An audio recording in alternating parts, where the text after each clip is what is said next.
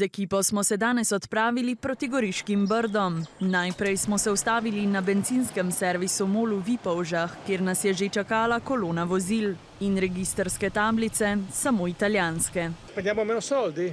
Ljudje pravijo tudi, da na številnih obmejnih bencinskih servisih zmanjkuje goriva, a Petrol in MOL zagotavljata, da večjih motenj ni. Na nekaterih bencinskih črpalkah beležimo nekajkratnike prodaje in naša logistika, govorimo o sekundarni logistiki, tako z avtocisternami kot z železniško cisterno, ni dimenzionirana za takšne prodaje. Le slabih 10 minut od Vipavž pa kilometrska kolona, znova le italijanske registracije. Tukaj na Petrolu v kraju Dobrovo, le streljaj od italijanske meje, ljudje poročajo, da so čakali več kot 1 uro.